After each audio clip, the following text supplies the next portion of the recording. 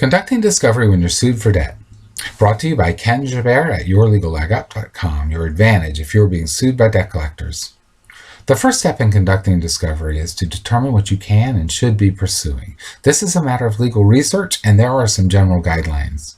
First, you'll want to know what the elements, that is, the parts of the plaintiff's claims are. In plain English, you want to know what the plaintiff needs to prove in order to win its case against you. This is a question of design, of their lawsuit, or of the law in general.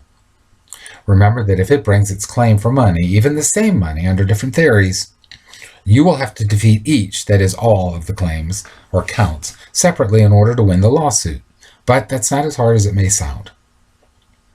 Any information related to what the debt collector has to prove is fair game for discovery, and that's what this video is all about. You will want to ask the plaintiff all about everything it has to support every aspect of its case. That's what discovery is for. Ask about their case.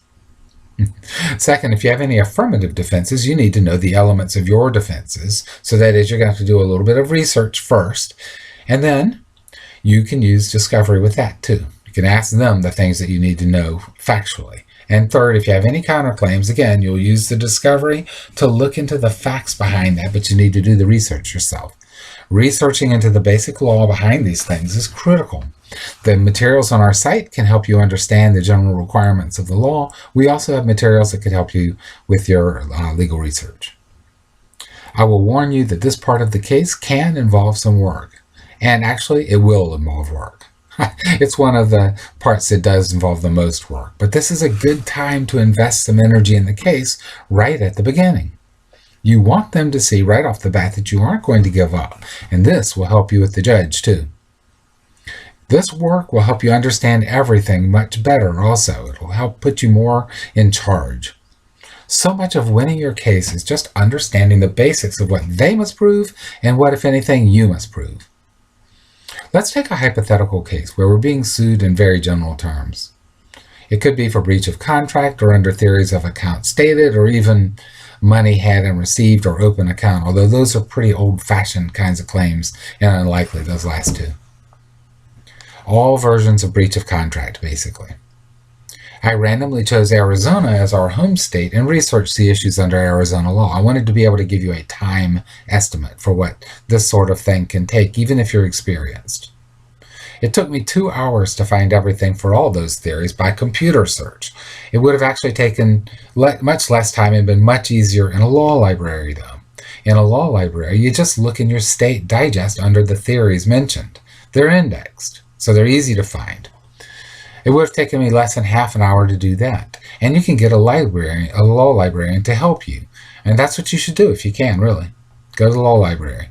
But I did it with a computer search using Google, and you can too.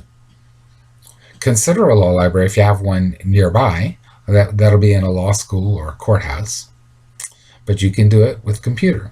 Finding the parts of breach of contract was a piece of cake. That was the first one I looked under.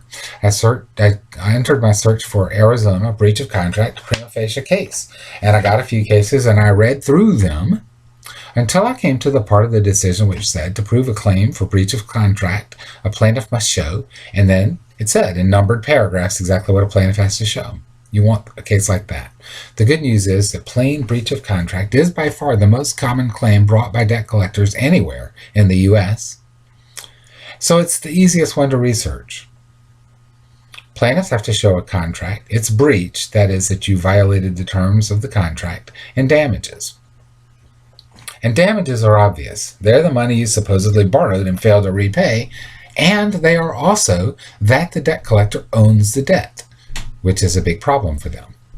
We talk about these issues extensively in our report, 3 Weaknesses Almost Every Debt Collector Has, because a debt collector almost never really can show that it owns the debt, surprisingly. You can get that report separately, but it comes with membership too. How much the debt collector paid for the debt is actually irrelevant when it comes to the trial of the lawsuit. Since they're suing in place of the original creditor, they get to claim that they paid, that their damages are the full value of the debt. Although, as members of our site know, we do believe you might be able to get the information on how much they paid for the debt because of what it might say about the quality of the records they have supposedly supporting the debt. They hate it when you get information on what the debt cost them. Or you can ask and push for that information, claiming it's a measure of the debt collector's damages. I just told you that it wasn't, right? But it might win sometimes. A lot of pro se defendants claim that it does, because shouldn't doesn't always mean doesn't, right? The debt collectors never have the contract, and they're always looking for ways past that problem. That's why they often bring their claims under more than one theory. Of course, you should demand the contract. It's another of the three weaknesses, and because they know that it's a big problem, you should expect a fight there. Their current favorite alternative way of bringing the claim seems to be for account stated. To get the elements of that claim, I entered my search Arizona, account stated, and prima facie case. And got a lot of cases, but couldn't find one actually stating the elements of the case. It was really frustrating. It can get frustrating even when you know what you're doing, right? You never know. It's kind of the luck of the draw when you start doing computer searches, whether you're going to find stuff that's been put in there.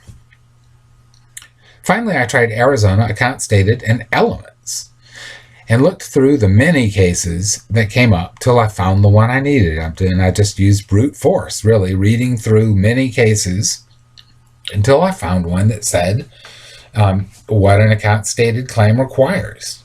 It just took a long time. There are lots of cases that would work. For some reason, Google couldn't find many of them with the other search. It's just the luck of the draw.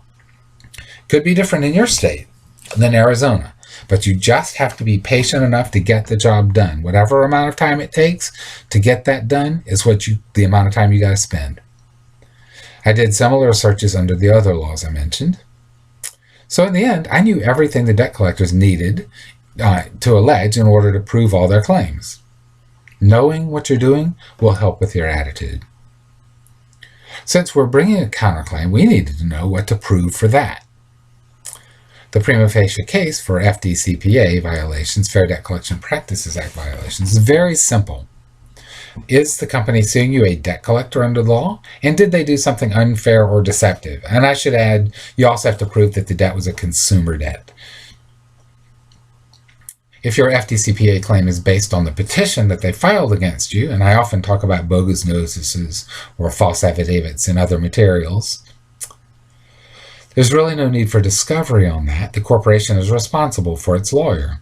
You don't have to prove what they knew because that they knew what they were doing, but you can prove that because there's a statutory penalty that a judge can award based on degree of wrongdoing by the company. We are not looking for reasons not to conduct discovery. We are looking for reasons to conduct discovery.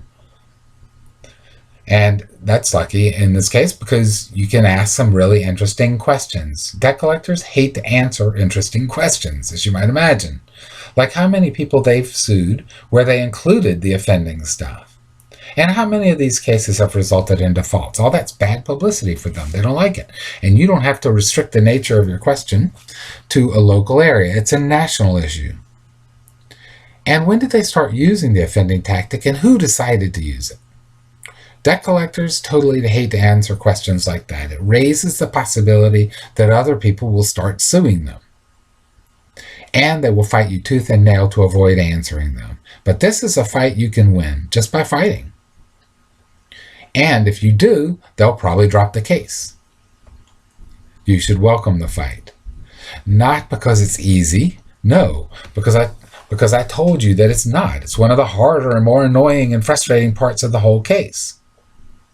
You should welcome the fight because it costs them money, gets you used to the court, forces them to give you things they don't want to give you, and helps you win. It gets you ready to go.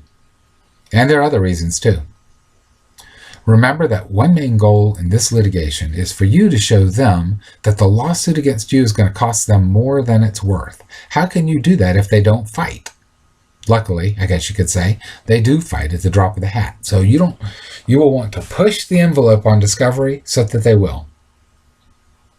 We created our membership program to help take some of the drudgery and guesswork out of waging this fight with the debt collectors over discovery and other parts of the lawsuit too. And to help you with winning.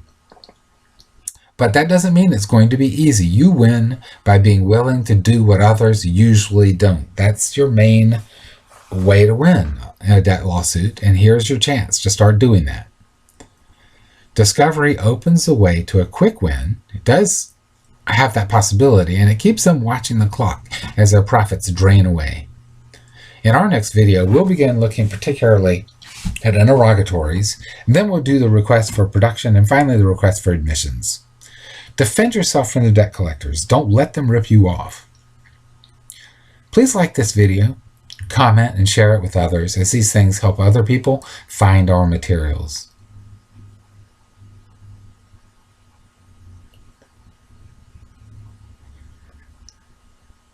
yourlegallegup.com